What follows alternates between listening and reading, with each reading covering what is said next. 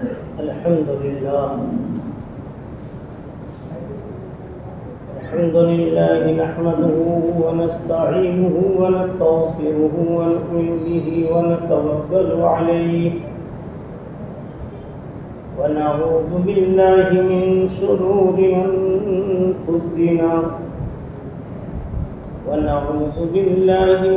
شرور أنفسنا ومن سيئات أعمالنا من يهده الله فلا مضل له ومن يضلله فلا هادي له ونشهد أن لا إله إلا الله وحده لا شريك له ونشهد أن سيدنا ونبينا ومولانا محمدا عبده ورسوله الذي أرسل إلى كافة الناس بالحق بشيرا ونذيرا وداعيا إلى الله بإذنه وسراجا منيرا صلى الله عليه وعلى آله وصحبه وبارك وسلم تسليما كثيرا كثيرا أما بعد فأعوذ بالله من الشيطان الرجيم بسم الله الرحمن الرحيم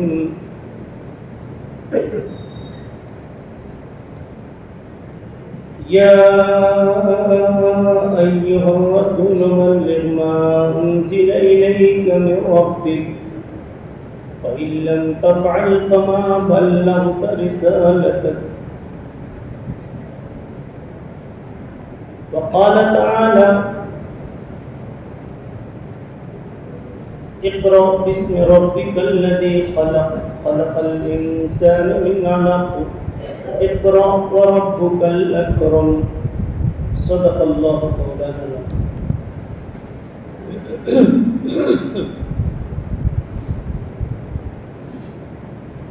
محترم بزرگوں، دوستوں اور ساتھیوں،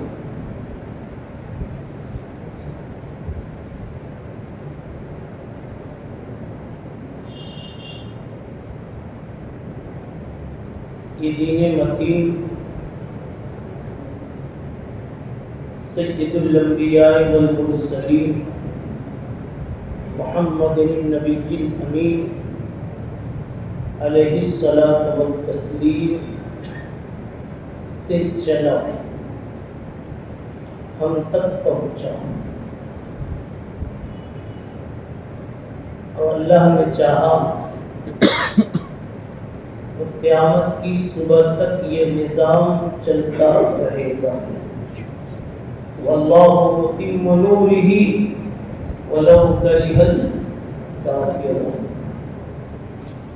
منہ چڑھانے والے چڑھاتے رہیں گے، بگاڑنے والے منہ اپنا بگاڑتے رہیں گے۔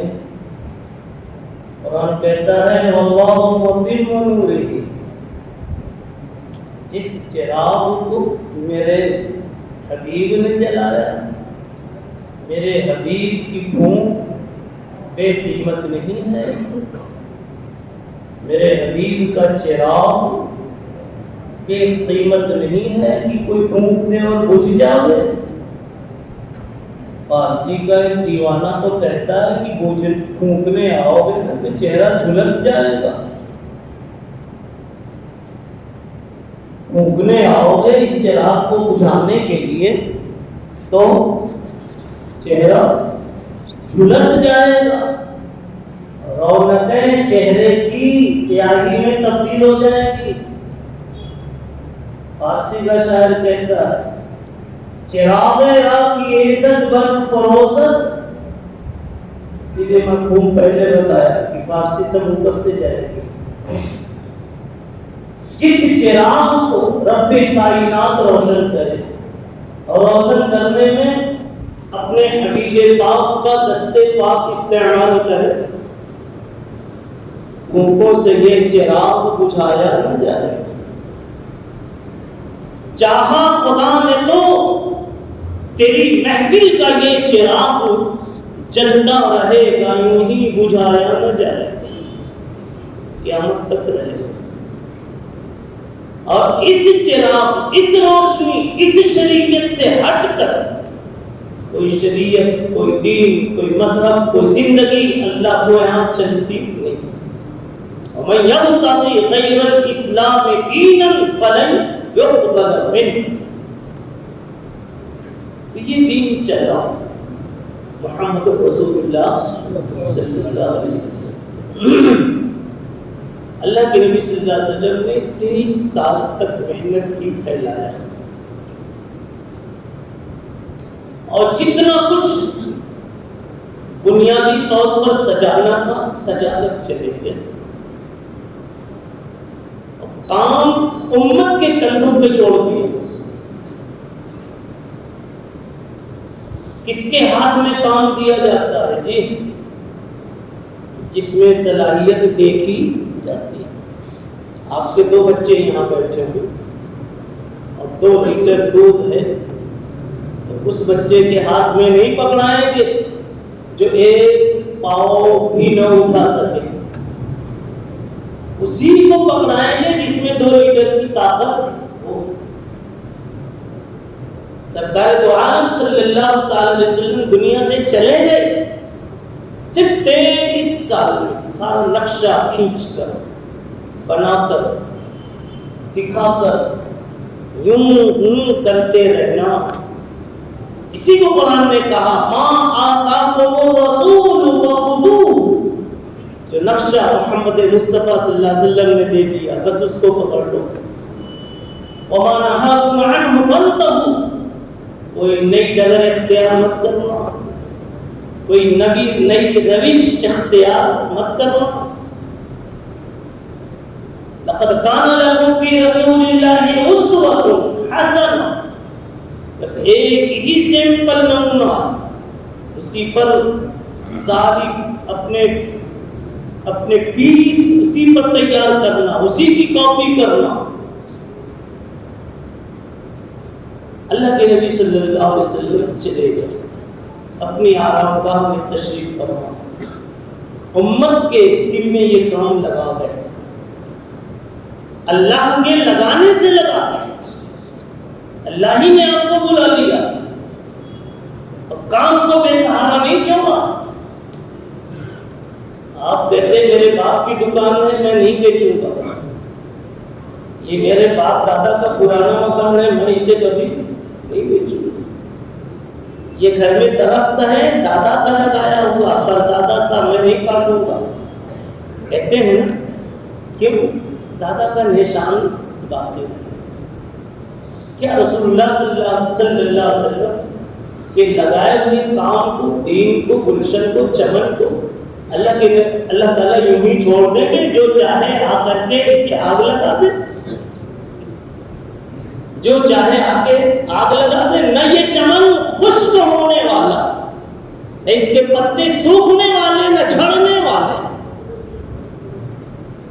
اور نہ کوئی اسے آگ لگا کے خاکستر بنانے والا، نہ یہ بننے والا۔ دن بدن اس کی رونق بڑھنے والی، بڑھتی جائے گی۔ کیسے بڑھے گی؟ کیسے بڑھے گی؟ سرکار دو عالم صلی اللہ علیہ وسلم نے نقشہ دے دیا۔ انجینئر نقشہ دے دیتا ہے، مستری مزدور ساتھ والے کام کر کے دکھا دیتے ہیں۔ میں جہاں آپ کو لے جانا چاہتا ہوں وہ ایک بڑی خوشگوار بات کی طرف، کہ ہم چاہے جیسے بھی، اللہ کے نبی دنیا سے تشریف لیں گے، لیکن جب رجسٹر اللہ کے یہاں بن رہا تھا کہ اب آگے آپ کا کام کون کون کرے گا، کرتا رہے گا، تو اس رجسٹر میں آج 2023 والے میں ہمارا اور آپ کا نام بھی الحمدللہ شامل تھا۔ پتا چلا کتنے بھی گئے گزرے ہیں، پھر بھی ابھی کچھ نہ کچھ دمخم باقی ہے۔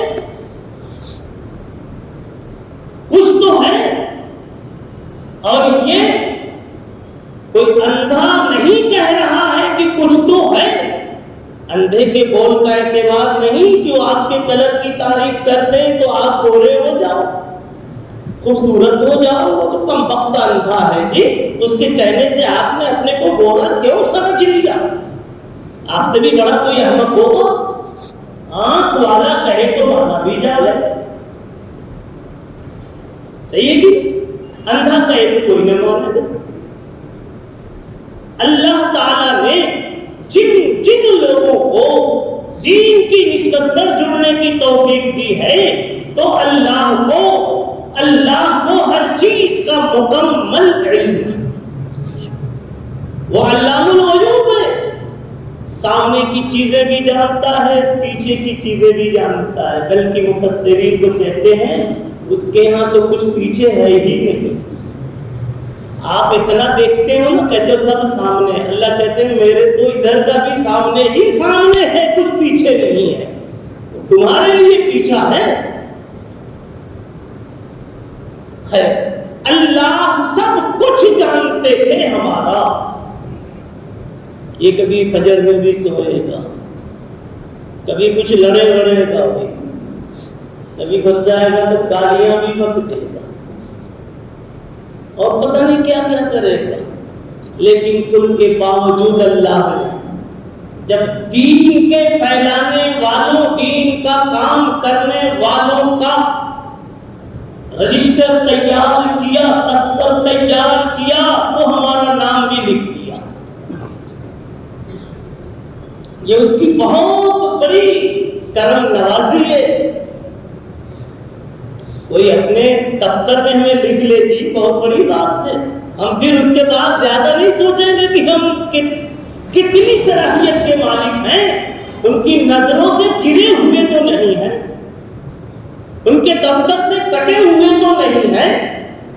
اگر کٹے ہوئے ہوتے اس مسجد میں اس نسبت پر بیٹھنے کی توفیق نصیب نہیں ہوتی، سروں پہ ٹوپیاں نہیں ہوتی،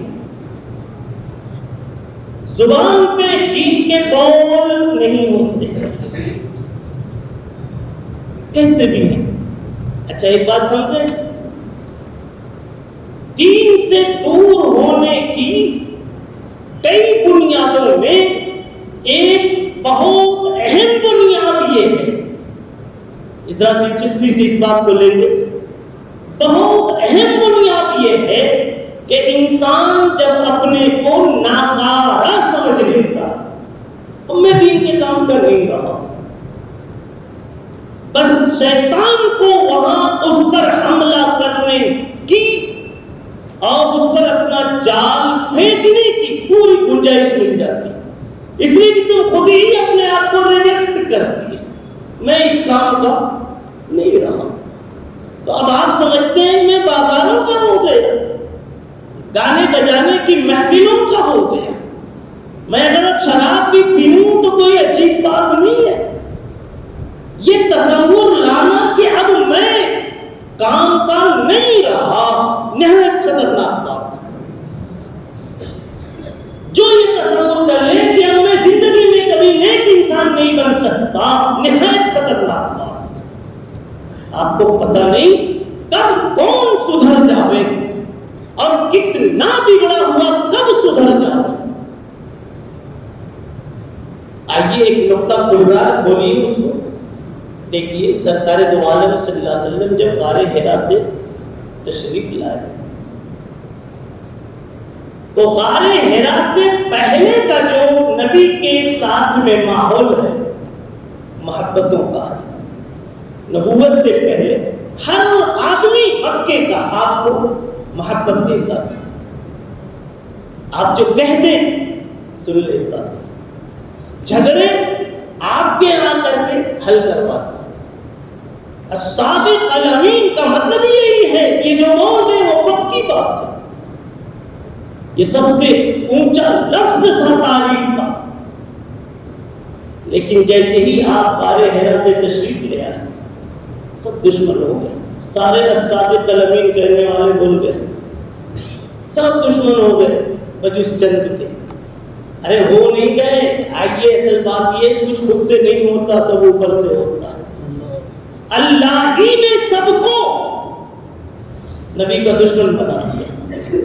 آپ کو بات یہ عجیب نہیں لگنی چاہیے. ہو نہیں گئے, ابو جہل کو بھی اللہ ہی نے دشمن بنایا نبی کا. ایک آیت پڑھ دیتا ہوں, اشکال ختم ہو جائے گا. قرآن مجید کہتا ہے وَجَعَلْنَا لِكُلِّ نَبِيٍّ عَدُوًّا شَيَاطِينَ الْجِنِّ وَالْإِنسِ. کچھ عربی آتی ہوگی, مولویوں کو چھوڑ کر کے مولانا سے مولانا ہوتے کھڑے ہو. دیکھیے اللہ کہتے ہیں وَجَعَلْنَا لِكُلِّ نَبِيٍّ عَدُوًّا, ہر نبی کا دشمن ہم بناتے ہیں. ابو جہل کو کس نے بنایا؟ دشمن اللہ نے بنایا.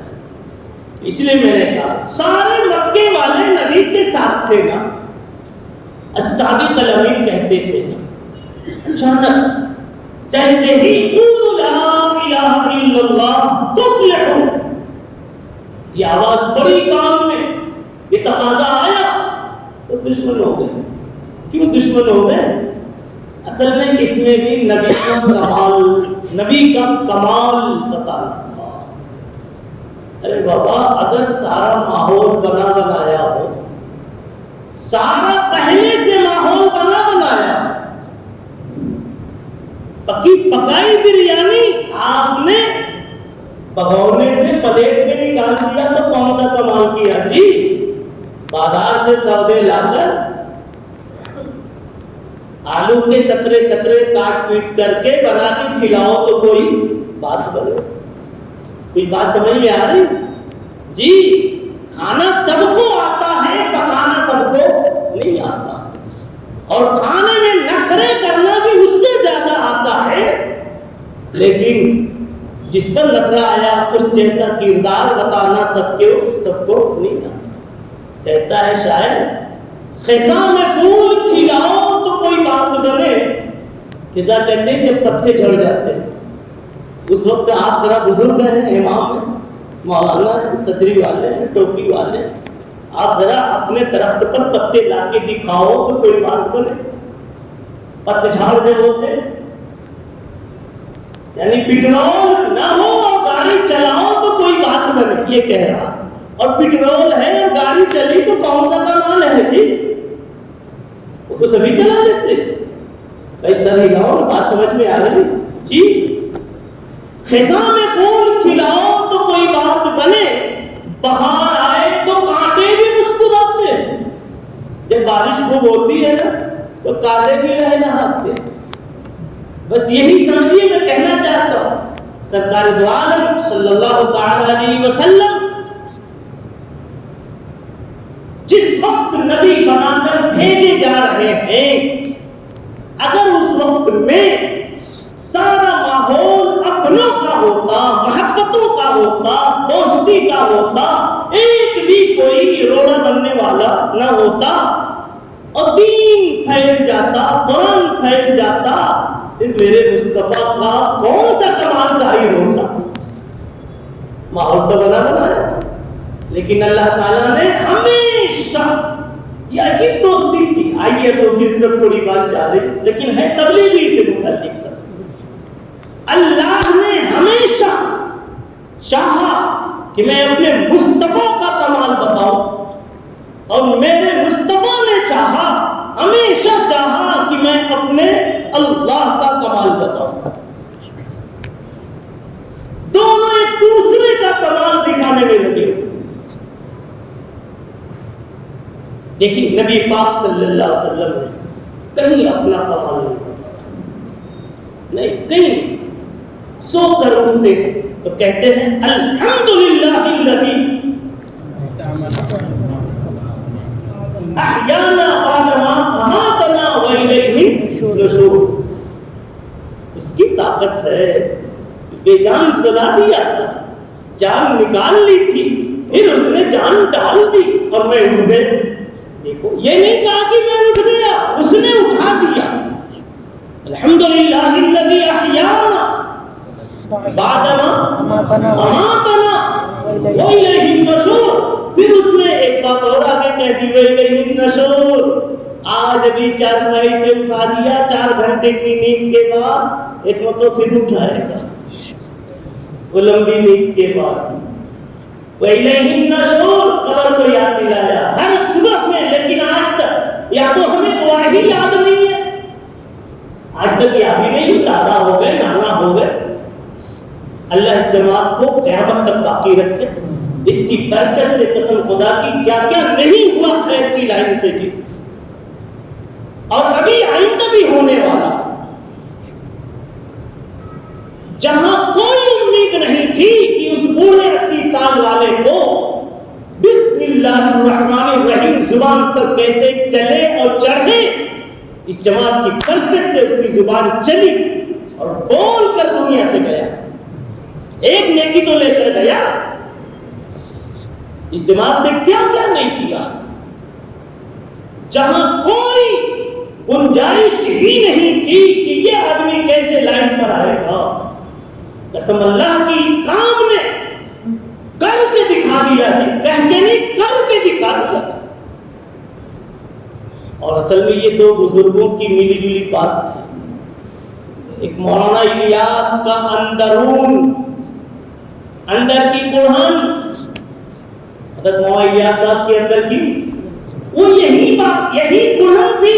یہ 80 سال کے ہو گئے، قبر میں پاؤں لٹکا چکے ہیں، اور جس کرسی پر بیٹھے ہوئے ہیں وہ کرسی بھی ٹوٹ رہی ہے، کب گر جاوے.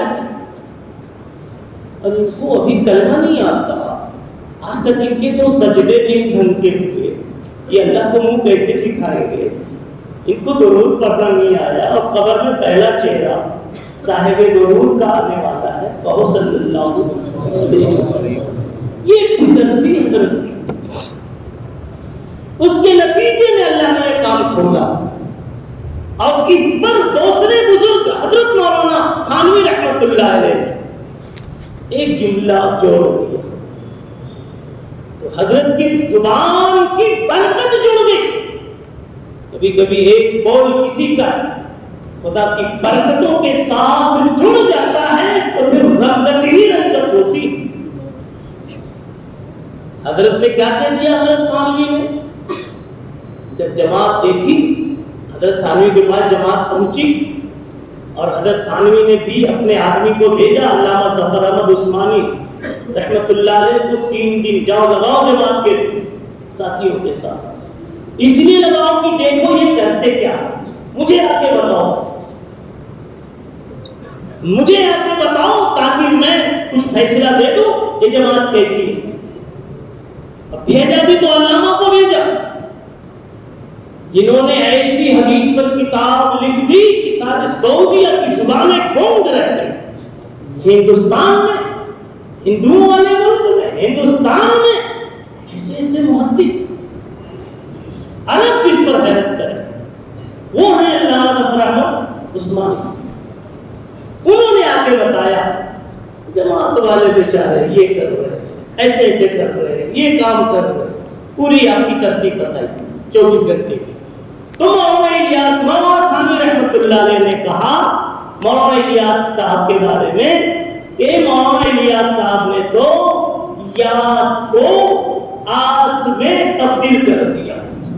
یاس کہتے ہیں نا امیدی کو، اور آس کہتے ہیں امیدی کو. یاس کو آس میں تبدیل کر دیا.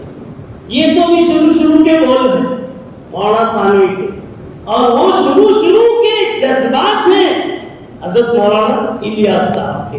یہ ایک کا جذبہ اور ایک کا بول، دونوں جب چیزیں جمع ہوئی ہیں تو دیکھو نا کتنے شرابیوں کو، کفر کے متوالوں کو، ماں باپ کے نافرمانوں کو، شراب کے دیوانوں، سٹے والوں کو، سود والوں کو، رشوت والوں کو، چالاکوں کو، عیاروں کو، مکاروں کو، ان کی زمینیں دبا کے مارنے والوں کو مرنے سے پہلے اللہ نے توبے کے آنسو سے مالا مال کر دیا.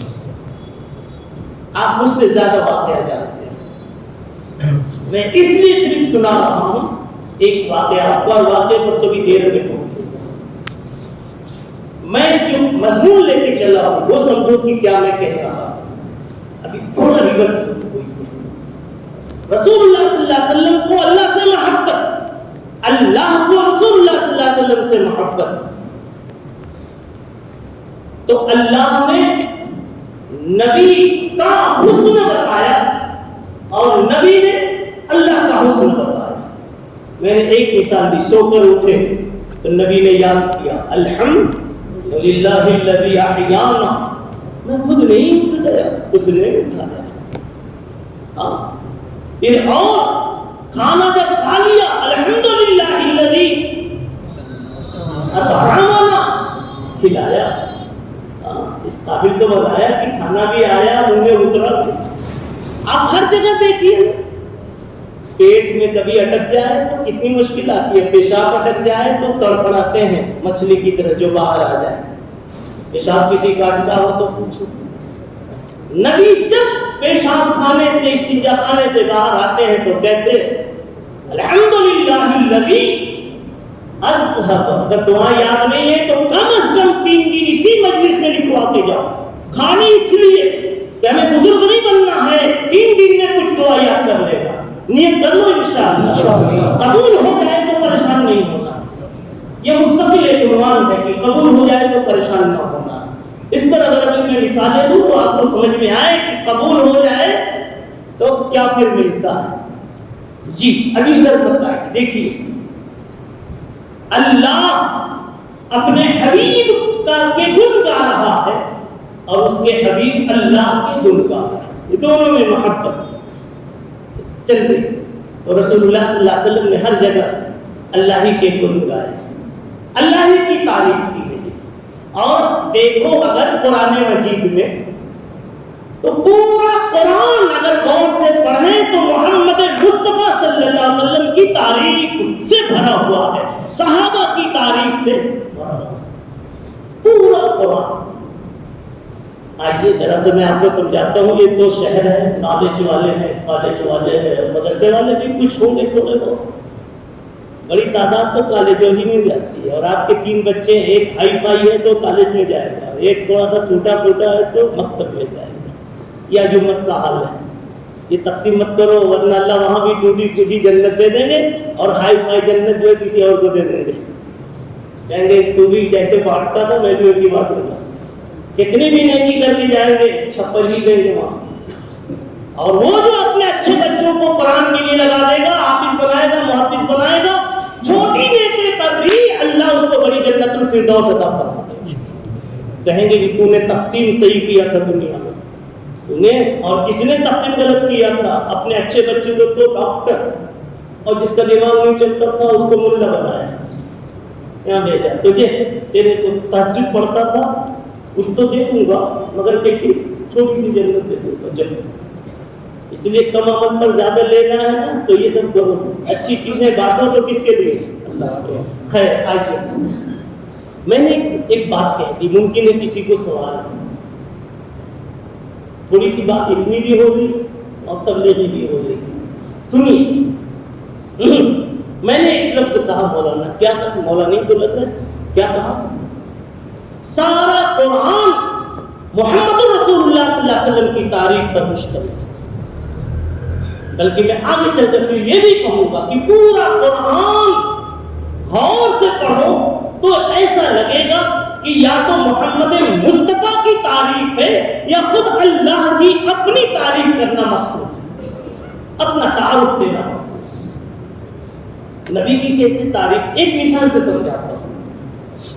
قرآن نے اپنا تعارف کیا سب سے پہلے دن. آپ بتا سکتے ہیں اللہ رحمان بھی ہے، رزاق بھی ہے، خلاق بھی ہے، مالک بھی ہے، لیکن سب سے پہلے دن جو تعارف دیا وہ کس نام سے دیا؟ رب. پہلے دن غار حرا میں اللہ تعارف دے رہا ہے. پڑھیے کیا بتایا ہے؟ اقرا بسم رب. بس یہ رک جائیے، اقرا بسم رب. اللہ نہیں آیا اس میں، ہے اللہ جو میں پڑھ رہا ہوں، اقرا بسم رب. ارے بابا اللہ بولا میں نہیں بولا، کیا بولا؟ اقرا بسم رب. تو پہلے دن جو خدا کی طرف سے خدا کا تعارف باضابطہ آ رہا ہے وہ کون سا لفظ ہے؟ رب. اور بہت مرتبہ یہ آیا قرآن میں. اب ایک کسی کو لے لیجیے. پہلی سورہ آپ جب کھولتے الحمدللہ رب صفت, پہلی صفت رب. اچھا رب کس کو کہتے ہیں؟ جو ایسا سجا دے, جو ایسا سجا دے کہ اس کے بعد اور سجانے کی کوئی گنجائش باقی بھی نہ رہ جائے. آپ زلفوں کو جب دلہا بن کے جاتے ہیں میں نے قبول کیا کہنے کے لیے, تو سمجھ میں آ رہی میری اردو؟ بھائی آپ بھی تو گئے تھے, جی سبھی گئے تھے, میں بھی گیا تھا. آپ بتاؤ جس دن آپ گئے تھے اس دن آپ نے آدھا گھنٹے تک آئینہ دیکھا تھا کہ نہیں دیکھا تھا؟ اگر نہیں دیکھا تو بیوقوفی ہے. جو اس دن نہیں اپنے کو سجائے گا وہ زندگی بھر بھول رہے گا, گرد و غبار میں رہے گا. خیر آپ نے بہت بہترین کنگھا استعمال کیا تھا, بہترین تیل استعمال کیا, بہترین صابن استعمال کیا تھا, اور امامہ تو آپ کا لاسانی تھا, بے مثال تھا. چشمے کا تو کیا پوچھ, سمجھ گئے؟ جوتے اور بوٹ کا تو نام و نشان کیا ہے کہ تعریف ہی مشکل ہے. اور اس دن جو آپ مسکراتے تھے تو مسکراہٹ کا انداز چمن کو پھیل کر دیتا تھا, نئی کلیاں نہیں جاتی. اس دن آپ عجیب انداز میں تھے صاحب. بتاؤ سب سے خوبصورت دن ہوتا ہے کہ شادی کا. گویا آپ یہ کہنا چاہتے ہیں شادی کے دن کی سجاوٹ سے اب اس کے آگے سجاوٹ میرے بس میں نہیں تھی, ورنہ میں اور سج کے جاتا, یہ آپ کہنا چاہتے ہیں. ایک سمجھانے کے لیے کہ انتہا سمجھا رہا. اب آپ سمجھیے سرکار دو عالم صلی اللہ علیہ وسلم کو بھی اللہ نے سجایا. پوری دنیا کو جتنا بھی حسن ملا, مثلا آپ سخی ہیں, مال خرچ کرتے ہیں, یہ کس نے سجایا؟ اللہ. آپ غصے پر کنٹرول رکھتے ہیں, یہ کس نے سجایا؟ اللہ. آپ دوسروں کا بوجھ اپنے کندھے پہ اٹھا لیتے ہیں, چاچا سے کہتے ہیں چاچا چلو میں اسٹیشن تک چھوڑ دیتا ہوں. کسی کو بھی گاڑی پر آپ بیٹھا کر ہیلپ کرتے ہیں, یہ حسن کہاں سے آیا؟ اللہ نے دیا. کس نے سجایا؟ اللہ. اب اللہ کہتے ہیں میں رب ہوں. رب کا مطلب یہ ہے کہ سجانے کی جتنی آخری درجے کی شکل ہو سکتی ہے وہ میرے میں. میں جیسا سجا دوں گا, بنا دوں گا, اب اس کے بعد کوئی سوچ ہی نہیں سکتا.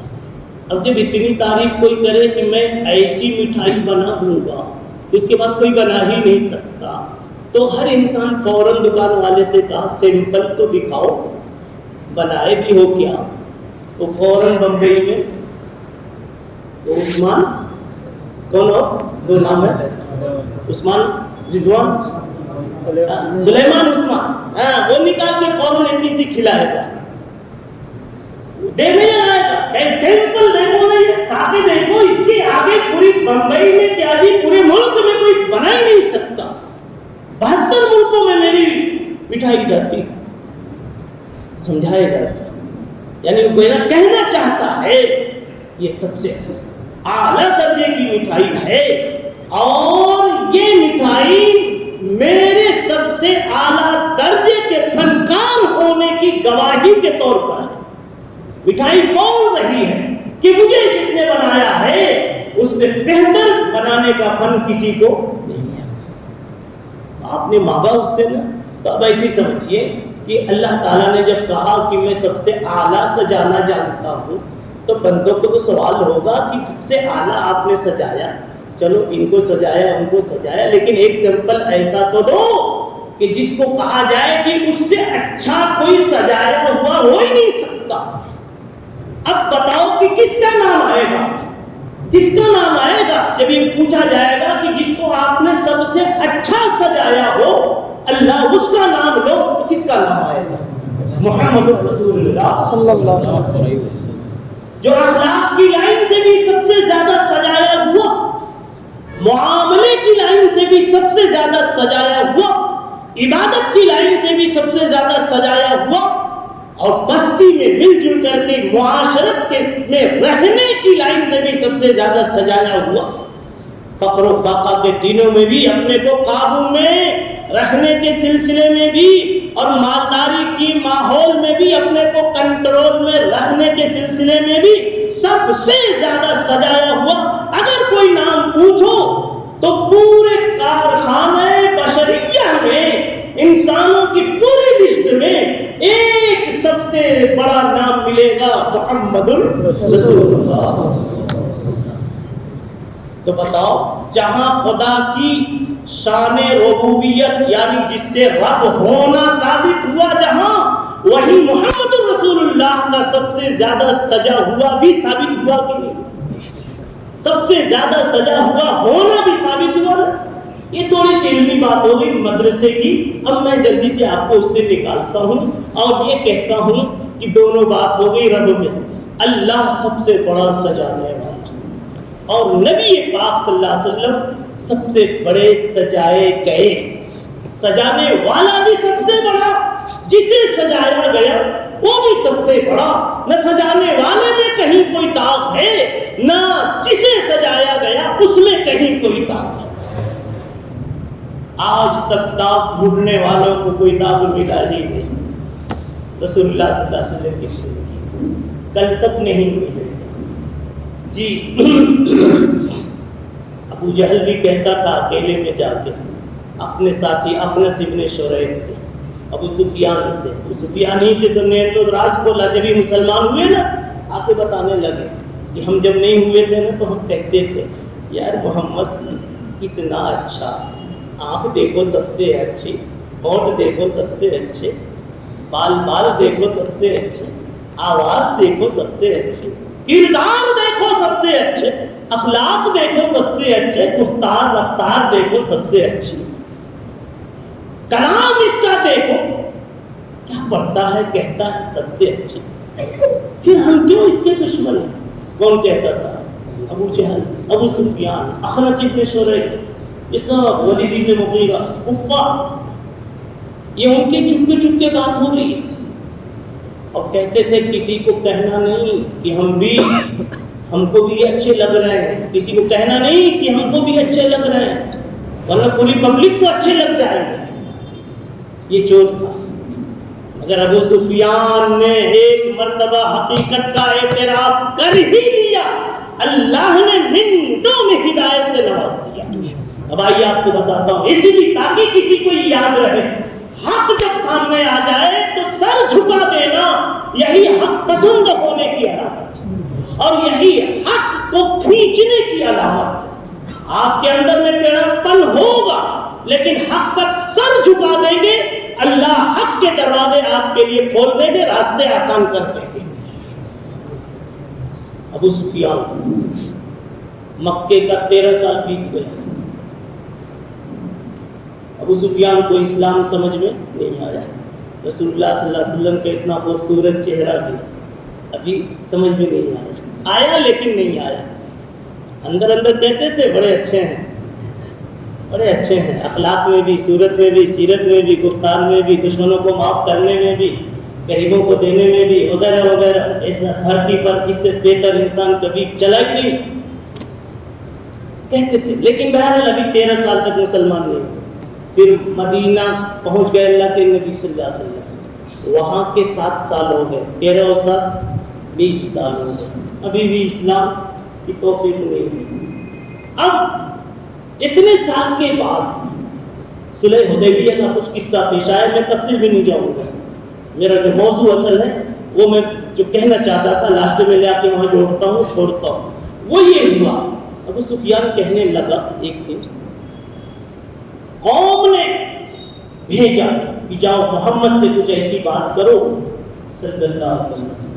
مکے سے بھیجا، جاؤ بات کرو تاکہ اب ہم دونوں کم سے کم اس طرح مل جل کر کے رہیں کہ ہم کو اس سے زیادہ ذلت کا دن نہ دیکھنا پڑے، اس لیے کہ اب ان کی کمر ٹوٹ چکی تھی۔ ابو جہل جا چکا، امیہ جا چکا، عتبہ جا چکا، شیبہ جا چکا، سارے سرگنے ذلت کی موت مر چکے، سب کچھ ہو گیا۔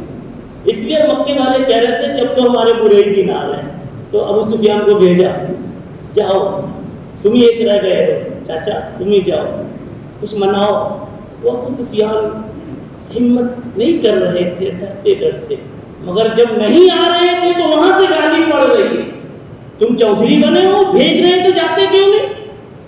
یہاں گالی سن رہے۔ مدینے آئے تو صحابہ گھور گھور کر کے دیکھ رہے، ابو سفیان یہ کہاں سے آ گئے تم؟ ایک نہیں جنا، حضرت علی مل گئے، وہ مل گئے، وہ مل گئے، اور ایک تو مل ہی گئے جن کا نام عمر ابن خطاب، جن کے نام سے لوگوں کے وضو ٹوٹ جاتے تھے اور جن کے نام سے لوگوں کی پینٹ خراب ہو جاتی تھی۔ کون؟ عمر ابن، ہاں بالکل حقیقت سے عمر مل گئے، لیکن اتنے میں خبر ہو گئی رسول اللہ صلی اللہ علیہ وسلم کو کہ ابو سفیان یہاں آئے ہوئے ہیں مدینہ، تو ڈائریکٹ اللہ کے نبی نے کہہ دیا، اپنے چچا عباس سے کہا لوگوں سے کہہ دو ابو سفیان کو کچھ چھیڑو نہیں، کچھ چھیڑو نہیں، لے جاؤ چچا عباس اپنے پاس تو لاؤ، خدمت کرو، کھلاؤ پلاؤ، صبح میرے پاس لے آنا۔ اصل میں اب تقدیر کے اچھے دن آ گئے، کیا ہوا؟ تقدیر کے اچھے دن آ گئے، سلاؤ۔ پہلا صبح میں ابو سفیان نے کہا مجھے ملنا ہے محمد سے، اتنا کہا، دیکھیے تقدیر اور بن گئی، ملنا۔ آئے حضور پاک صلی اللہ علیہ وسلم کے پاس بیٹھے، کہا محمد، ابھی تو رسول نہیں مانا نا، محمد اللہ تو سمجھ میں آ گیا۔ کیا کہا؟ اللہ تو سمجھ میں آ گیا لیکن آپ ابھی نہیں سمجھ میں آئے۔ سچ ہے، ایک دم سچی بات۔ ہم تو جس کے دشمن ہوتے اس کو بھی کیا کہتے ہیں، تمہارے لیے میرے دل میں بہت جگہ ہے، میں تمہارے لیے ہمیشہ بھلائی کی سوچتا رہتا ہوں۔ ایک کام کرو، ایک اسکیم میں 3 لاکھ دے دو، صرف 15 دن میں 3.5 کر کے دے دو۔ دیکھو یہ اچکے انسان، لیکن نہیں، وہاں ابو سفیان نے کیا کہا؟ بولو، اللہ تو سمجھ میں آ گیا کہ اللہ کی طاقت سب سے بڑی اور اللہ معبود ہے، لیکن اے محمد ولیکن انت، آپ نہیں سمجھ میں آیا کہ آپ کو رسول میں کیسے معلوم؟ میرے نبی اندر میں مسکرا رہے تھے کہ اب آ گئی یہ بات، روٹی چڑھ گئی توے پر، پکنے میں کیا دیر ہے جی؟ روٹی توے پر چڑھ گئی ہے، اب پکنے میں کیا دیر ہے؟ جس کو خدا سمجھ میں آ جائے، قسم خدا کی یہ ہو ہی نہیں سکتا کہ رسول سمجھ میں نہ آئے، اور جس کو رسول سمجھ میں آ جائے یہ ممکن ہی نہیں کہ خدا سمجھ میں نہ آئے۔ وہی تو کہہ رہا ہوں، دونوں کا ایسا رشتہ کہ میرے نبی سمجھ گئے کہ اب روٹی توے پہ پکی نہیں، ابھی چڑھ گئی ہے۔ تو کہا کیا کہہ رہے ہیں ابو سفیان؟ کہنے لگے قد علمت اللہ الہ الا اللہ، یہ بات تو آ گئی میرے علم میں کہ اللہ سے بڑھ کر کسی کی طاقت نہیں، اس لیے کہ میں ابو جہل کے بعد دوسرے تیسرے نمبر کا عزت دار تھا مکے میں، آج مجھ سا ذلیل شاید معاشرے میں کوئی نہیں ہے، ادھر کی بھی گالی سن رہا ہوں، ادھر بھی نظروں سے گھورا جا رہا ہوں، ایسے برے دن کہاں سے آ گئے؟ تو میں سمجھ گیا میری اور میرے یاروں کی، دوستوں کی طاقت کے اوپر بھی کوئی طاقت ہے، اسی طاقت کو اللہ میں بھی کہتا ہوں، اسی طاقت کو اللہ آپ بھی کہتے ہیں، اس لیے اللہ تو سمجھ میں آ گیا لیکن آپ ابھی سمجھ میں نہیں آئے۔ تو رسول اللہ صلی اللہ علیہ وسلم نے بس یہ کپڑا کھینچا، یوں غریبان کہہ لو، پکڑ کے کھینچا چادر اور کہا ابو سفیان تھوڑا سا اس میں غور کر لیتے کہ آخر اللہ بھی سمجھ میں آیا تو کس کی برکت سے سمجھ میں آیا؟ کیا جب تک یہ محمد غار حرا سے کلمہ لے کر نہیں آیا تو اللہ کو سمجھا تھا؟ سمجھا تھا؟ ارے سوچو نا کس کی برکت سے یہ دن آیا کہ تم بتوں کو چھوڑنے پر مجبور ہو رہے ہو، وہاں ذلت محسوس کر رہے ہو، تمہارے سارے چودھری مارے گئے، سب کی کرسیاں لٹ گئی پٹ گئی، یہ دن کس کی وجہ سے آیا؟ کہنے لگا وَقَدْ عَلِمْتُ أَنَّكَ يَا محمد رسول اللہ، یقین ہو گیا کہ آپ بھی رسول ہیں۔ فوراً اسی وقت کہا اشہد ان لا الہ الا اللہ۔ نبی کا کمال بتا رہا ہوں، کیا بتا رہا ہوں نبی کا؟ جی ایک گھڑی تو بہت تیزی سے بھاگتی ہے، اس کو یہ مستی آ رہی ہے نا۔ آئیے دیکھیے ذرا سا بات، یہ میں کہہ رہا تھا، ریورس ہو رہا ہوں موضوع کو پکڑتے ہوئے، میں کہہ رہا ہوں پورا قرآن دیکھو نا تو یا تو اللہ کی تعریف تو بالکل صاف ہے، ہر حکم کے بعد ان اللہ غفور رحیم وکان اللہ شاکرا علیما، الحمدللہ رب العالمین الرحمن الرحیم، یہ سب کس کی تعریف ہے؟ پورا قرآن۔ ایک بات پوری ہوئی اللہ کی کوئی بات ہے، ایک بات بھی پوری ہوئی وکان اللہ قدیر، اللہ سب سے بڑا ہے کہ نہیں؟ جی ہر جگہ ولا یظلم ربک احدا، خدا کسی پر ظلم نہیں کرتا، اتنا اچھا ہے۔ پورا قرآن اللہ کی تعریف سے بھرا، اور پورا قرآن میں نے کہا غور کرو پلٹ کر کے تو نبی کی تعریف سے بھرا ہوا۔ وہ ایک مثال تیری تھی، رب اللہ کا نام اٹھاؤ، پوچھا جائے دکھاؤ کوئی ایسا نمونہ جس کی خدا نے ایسی تربیت کی ہو کہ اس کے بعد تربیت کی کوئی گنجائش باقی نہ ہو، بے داغ بالکل ہو، تو جس کا نام لوگے وہ نام نکلے گا محمد رسول اللہ۔ تو بتاؤ رب میں خدا کی بھی تعریف چھپی ہے کہ نہیں؟ ہر آیت ایک طرف خدا کی تعریف پر مشتمل ہے اور دوسری طرف نبی کی نعت پر مشتمل ہے۔ بات سمجھنے کی ہے، مشکل سمجھنے کی ہے، سمجھ نہیں پاتے۔ اب سمجھیے، جانتے ہیں بات کہاں سے یہ نکل گئی؟ بات سے بات نکل جاتی ہے، بولنے والا نہیں جانتا کہ میں کیا کیا بولتا ہوں، اللہ سے مانگ کر بیٹھ جاتا ہے۔ اب میں جانتا ہوں یہ بات کہاں سے نکلی۔ بات یہ کہ اللہ تعالیٰ غار حرا سے جب نبی کو بھیج رہا ہے تو اس کے ایک دن پہلے سارا ماحول اپنا تھا نا بھائی، تھا کہ نہیں تھا؟ نبوت ملنے سے پہلے سارا ماحول کس کا تھا؟ سب نبی کو مانتے تھے، الصادق الامین، اور جیسے کلمہ لے کر آ گئے اسی دن سے سارے کے سارے دشمن۔ بیچ میں نے کیا کہا تھا؟ دشمن ہو نہیں گئے، بن بھی نہیں گئے، اللہ نے بنا دیا۔ کیوں بنایا؟ تاکہ میرے نبی کا کھیل دیکھو تو۔ ارے بابا بگاڑ کے کھلونا نیا بنا کے دکھاؤں تو ہنرمند کہلاؤں گا، اور اسی کو اٹھا کر کے اسٹیج پہ سجا دوں تو ہنرمندی کا کوئی پتہ نہ چلے گا۔ بات سمجھ رہے نہیں؟ جی تو اللہ تعالیٰ نے ماحول خراب کر دیا، پورا مکہ دشمنی پر آ گیا۔ پھر بھی میرے نبی کو اللہ نے کہا، میرے نبی اپنا کام کرتے رہنا، یا ایھا الرسول بلغ ما انزل الیک من ربک، کام کرتے رہنا، ڈرنے کا نہیں۔ اقرا باسم ربک، کام کرتے رہنا، ہم ہیں تمہارے ساتھ۔ واللہ یعصمک من الناس، کوئی پتھر چلائے گا پلٹا دوں گا، اسی کی آنکھ میں جا کر گھس جائے گا۔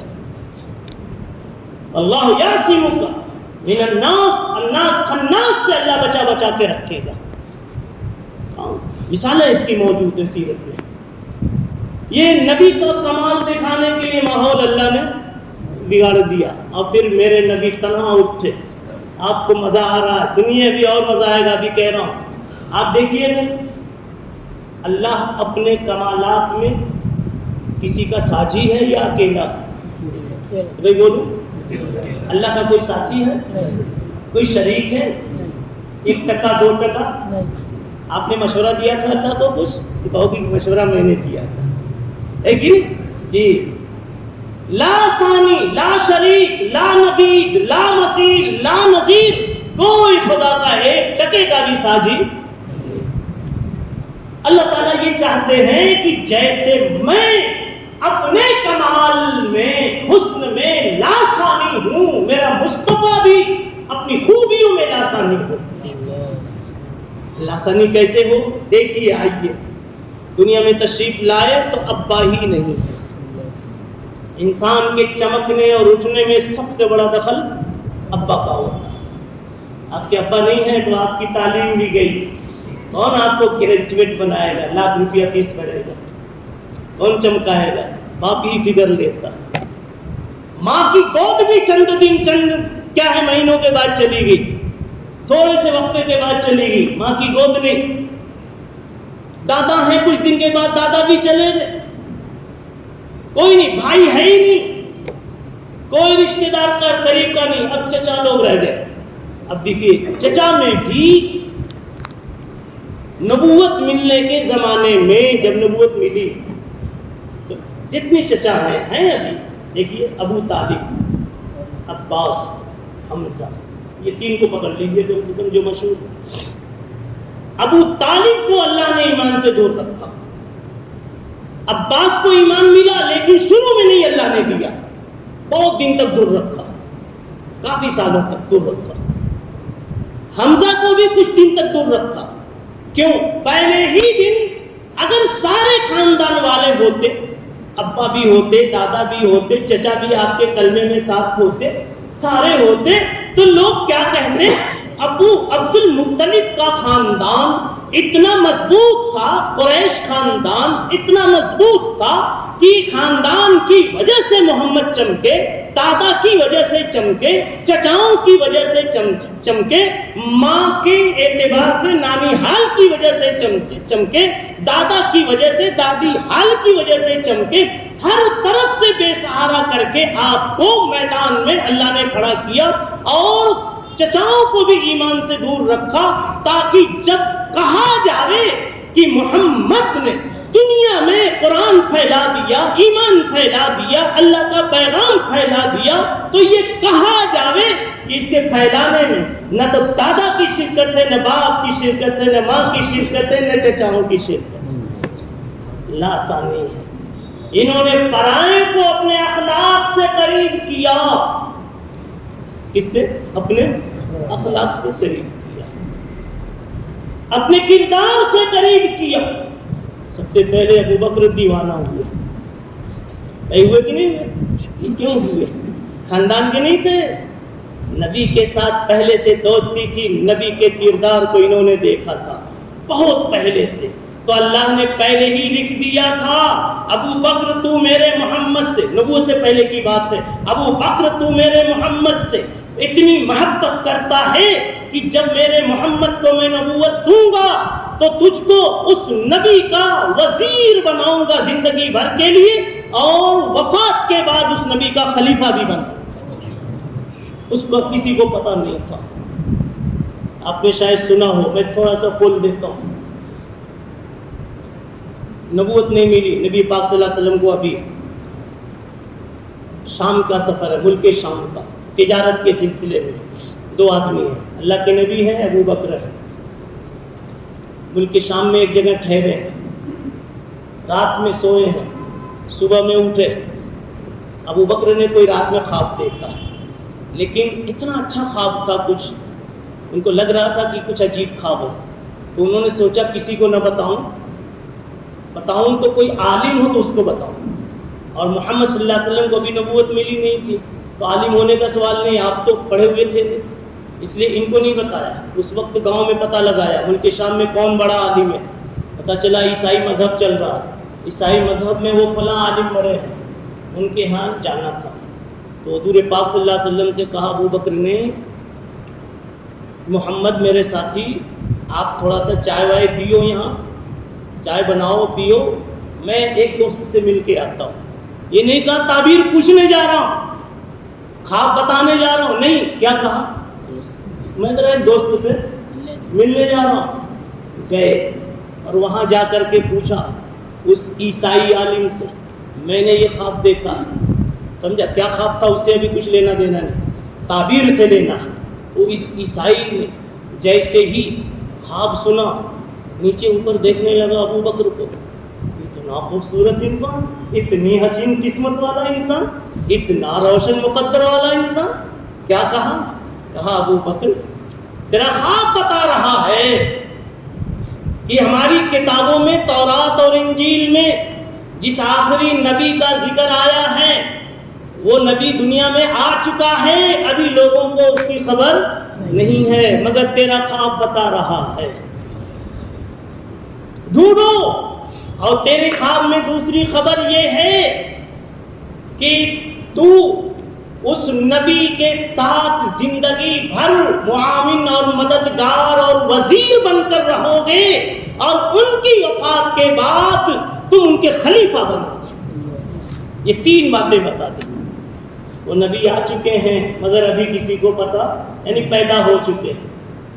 اب تم وزیر رہو گے، تکون لہ وزیرا فی حیاتہ وخلیفۃ لہ بعد وفاتہ. ابو بکر نے کسی کو بتایا نہیں، اس لیے کبھی لوگ دشمن ہو جائیں گے. کسی کی اچھائی دیکھی نہیں جاتی نا، کسی کو حتیٰ کہ رسول اللہ صلی اللہ علیہ وسلم کو نہیں بتایا، اس لیے ان کو بھی یہ پتا نہیں کہ یہی نبی بننے والے ہیں. یہ دوسری ابھی عبداللہ کے بیٹے محمد ہے، وہ کون ہے جو نبی بنے گے کسی کو پتا نہیں. بہرحال پھر وہ دن آیا کہ غار حرا میں نبوت ملی. سرکار دو عالم صلی اللہ علیہ وسلم آ کر جو اعلان کرتے، ابو بکر نے فوراً کلمہ قبول کر لیا. لیکن پھر ایک بات پوچھ دی. کلمہ قبول کرنے کے لیے نہیں پوچھا، کرنے کے بعد بھی تو کچھ پوچھا جاتا ہے نا. کہ بابا آپ کی شادی ہو گئی، لیکن بعد میں تو پوچھتے ہیں نا گھر والی سے، تیری میری بات چلی کیسے؟ اب تو ہو گئی بات، لیکن پوچھتے نہیں پوچھتے. تو تم کہتے ہو نانی سے چلی، وہ کہتے نانا سے چلی، بات چلتی نہیں چلتی، مزہ آتا ہے اسے. تو ابو بکر نے پوچھا، میں نے اصل میں ایک اشکال کا جواب دے دیا جلدی جلدی. ابو بکر نے پوچھا اے محمد، بلکہ محمد نہیں، اب مان چکے ہیں نا، اب کیا کہیں گے؟ یا رسول اللہ. آپ بھی کہہ لیا کرو، مجھے تو بڑا اچھا لگتا ہے جب کہتا ہوں یا رسول اللہ، مٹھاس لگتی. الحمدللہ. جی کیا کہا ابو بکر نے؟ یا رسول اللہ مت دلیل علی ما تدعی. آپ جو نبی اپنے کو کہہ رہے ہیں تو آپ کے پاس دلیل کیا ہے؟ جیسے آپ مولانا مانتے ہیں لیکن آپ پوچھتے ہیں نا مولانا آپ فارغ کہاں سے، سرٹیفکیٹ کہاں کا؟ یہ نہیں کہ آپ کو شبہ ہے، بس آپ دیکھنا چاہتے ہیں محبت میں. بات سمجھ میں آ گئی ہوگی.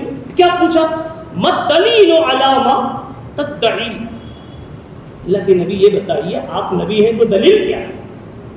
اب دیکھیے رسول اللہ صلی اللہ علیہ وسلم کیا دلیل دیتے ہیں. کہتے ہیں ابو بکر بتا دوں، ابو بکر بتا دوں. ارے ابو بکر بتا دوں، تیرا وہ خواب جو اتنے سال پہلے ہم دونوں ملک شام گئے تھے اور تو مجھے چائے بنانے میں لگا کے چلا گیا تھا اور کہہ رہا تھا دوست سے مل کے آتا ہوں، اور تو نے اس کو سنایا تھا، تو نے اس نے تم کو بتایا تھا، تیرا وہی خواب میرے نبوت کی دلیل ہے. عربی میں امام سیوطی نے نقل کیا، رؤیا کلتی وریتھا بالشام. آپ کچھ نہیں تو ملک شام تو آ گیا عربی میں. دیکھیے رؤیا کلتی وریتھا بالشام، تیرا وہ خواب میرے نبی ہونے کی دلیل ہے جو تم مجھے چھپا کے گھوم گھوم کے پوچھ رہا تھا. میرے نبی کے تذکرے میں بڑی لذت ہے جی. دیکھیے نوجوانوں کو مزہ آ رہا ہے. اللہ موت تک لذت پاتے ہیں، اتنی لذت رکھے ادھر سے آنکھ بند ہو رہی ہو تو سامنے نبی پاک صلی اللہ علیہ وسلم کے چہرے کا دیدار ہو رہا ہو. اس یہ ایک تمنا. ادھر روح نکل رہی ہے، لوگ یاسین پڑھ رہے ہیں، بیٹا باپ پر رو رہا ہو، لیکن میرے سامنے میرے مصطفیٰ کا چہرہ. اور میں یہ کہوں وقت نزا آئی تجلی، روح جانا کی نظر موت سمجھے تھے جسے وہ شربت دیدار. بات ابھی کچھ رہ گئی، واپس ہوا میں کچھ دور تک. ماحول اللہ نے بگاڑ کے رکھا تاکہ نبی سدھار دے تو نبی کا حسن ظاہر ہو. اب آپ کو میں کہنا چاہتا ہوں کہ اصل میں نبی کی زندگی سے ہر قدم سے ایک سبق ملتا ہے. آج لوگ کہتے ہیں اور مایوس ہو جاتے ہیں میرا بیٹا بہت بگڑ گیا، میرا خاندان بہت بگڑ گیا، میرا خاندان بہت بگڑ گیا جی، میرا بیٹا نہیں سدھرنے والا. مکہ سارا بگڑا ہوا تھا، نبی مایوس ہوئے تھے، حوصلے لے کے چلے تھے. میرا بیٹا بہت بگڑ گیا، میں کیوں مایوس ہو گیا جی؟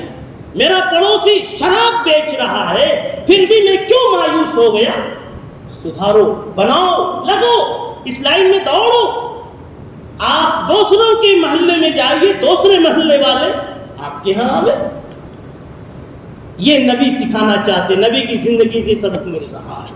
اور کیسے کیسے ان کو کیا ملا اس لائن میں، ایک 2 منٹ میں 2 منٹ بچائے سنا دوں ذرا. جی یہ ہمارے سرپرست ہیں، اس لیے میں 2 منٹ سنیے، شاید حوصلہ ملے. کبھی مایوس نہیں ہونا اپنے بچوں کے بارے میں، گلی کوچے کے بارے میں. کب کس کی ہدایت، دیکھیے ابو سفیان کا وقت آیا، مسلمان ہو گئے کہ نہیں ہو گئے؟ ایک کھٹکا تھا، نبی نے نکال دیا. مولانا طارق جمیل صاحب کا ایک سنایا ہو واقعہ سنا کے بات ختم کرتا ہوں. کہتے ہیں ایک چور کی تشکیل تھی جماعت والوں نے. وہ کہنے لگا کہ میں جا کے کیا کروں گا مسجد میں، میرا کام تو روزانہ رات میں ایک نئے گھر کا طواف کرنا. میں وہاں کیا کروں گا؟ روزانہ میرے مہینے بھر کی لسٹ بنی رہتی. لوگوں نے سمجھایا ہوگا کہ بھائی ایک دن ڈبل کر لینا، ایک دن دے دو، کل ڈبل کر لینا، ایسا کچھ اسکیم بتائی ہوگی. تو مان گیا کہ چلو ایک دن ہم آپ کے ساتھ لگا دیتے، کل ڈبل کہیں حملہ کر لیں گے یا بڑے بنگلے پہ ہاتھ ڈال دیں گے. ٹھیک ہے، ایک دن کے لیے آ گیا امیر صاحب بھی کوئی اللہ والے تھے، ساتھیوں کے ساتھ دعا میں لگ گئے اور سب سے کہہ دیا اس کو چھیڑنا نہیں، صرف ہمارے پاس سوئے گا، جب تک سوتے رہنا، یہ سوتے رہنے دینا. تہجد میں اٹھ گئے، اس کی بھی آنکھ کھل گئی. ارے کھولی نہیں ہے، کھول دی. یہی ہے، اس لیے کہ اب دن اچھے آ گئے. آپ دیکھیے نا، دن منگنی کے آ گئے. کیسے آ گئے؟ منگنی کے. ہاں رشتہ بھی ہو جائے گا جنت کی اوروں سے. کیا ہوا؟ چور ہے، بنگلے اس کے لسٹ میں ہے، مہینے بھر کے. آ گیا تہجد میں، اس کو دیکھا کہ 3 بجے لوگ چادر ڈھک کے سویا ہے اور دیکھ رہے ہیں کہ رو رہے ہیں، اور دھاڑے مار مار کے رو رہے ہیں. اللہ پورے ملک کے دنیا کے لیے مانگ رہے ہیں، ہر ایک کو جہنم سے نکالنے کے لیے مانگ رہے ہیں. یہ سوچ رہا ہے یار میں بھی تو آخر مسلمان ہی ہوں، اپنے کو اللہ والا، ایمان والا، رسول والا کہتا ہوں، ہمارے میں اس میں کتنا فرق ہے.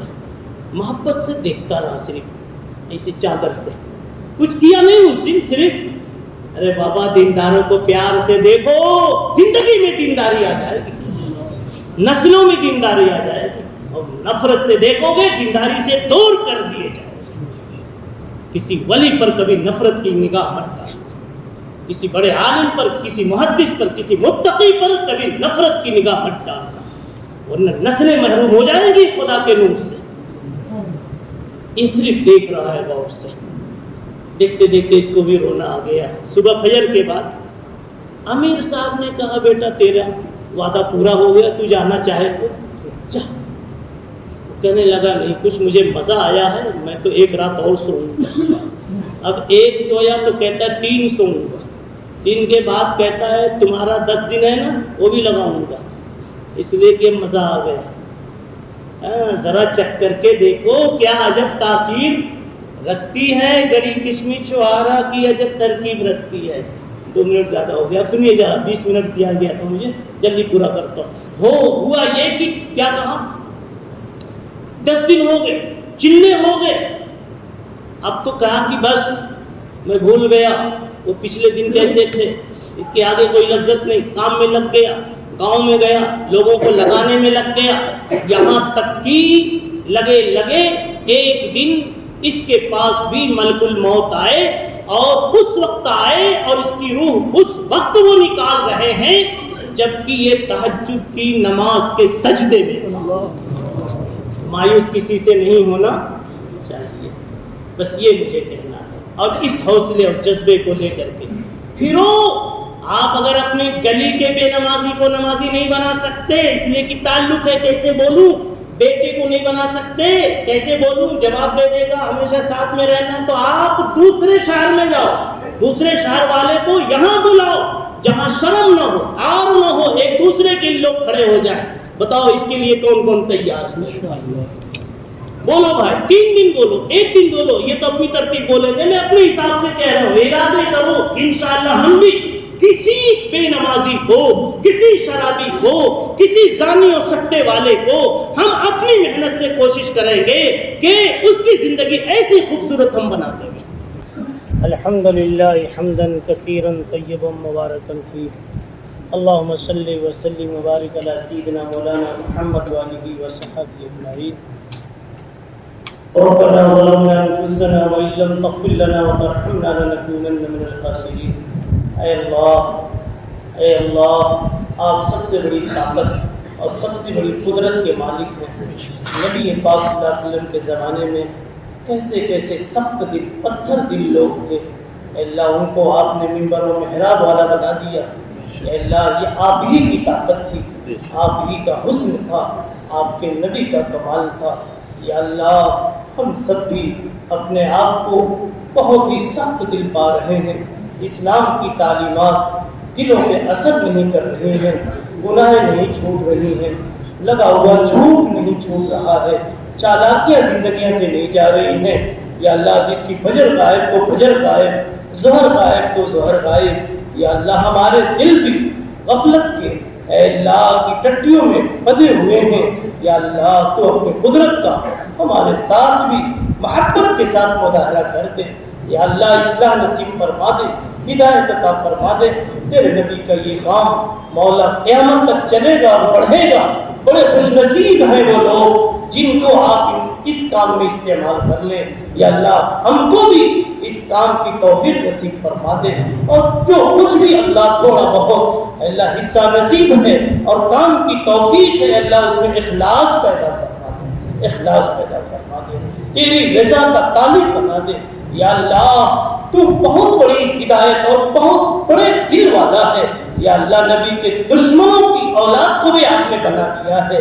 یا اللہ ہماری اولاد کی بھی تربیت فرما دے، ہماری اولاد کی بھی تربیت فرما دے۔ اے اللہ ہم تو مسجد میں آ جاتے ہیں، ہماری اولاد بستروں پہ پڑی رہ جاتی ہے۔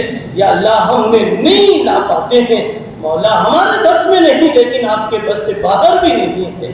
گھر کے ہر فرد کو اللہ نمازی بنا دے، مستورات کو بھی نمازی بنا دے، گھروں میں دین زندہ فرما دے۔ اللہ جتنے لوگ تیرے دین کی نسبت پہ دوڑ رہے ہیں، اپنا سرمایہ لگا رہے ہیں، اپنی زندگیاں لگا رہے ہیں، چاہے کسی بھی عنوان سے مولا تیرے کام میں لگے ہوئے ہیں، اللہ سب کی پوری پوری آپ مدد فرمائیے، سب کی خدمات کو قبول فرمائیے، اس اجتماع کو قبول فرمائیے، حاضرین مجلس کے دلوں کی نیک تمناؤں اور دعاؤں کو مولا مقبول فرمائیے، مستجاب فرمائیے۔ یا اللہ جو مانگا وہ بھی دیجیے، اور جو ہمیں مانگنا چاہیے نہیں مانگ سکے وہ بھی ہمارے حصے میں مقبول فرما دیجیے۔ وصلی اللہ علی النبی الکریم وآلہ وصحبہ اجمعین۔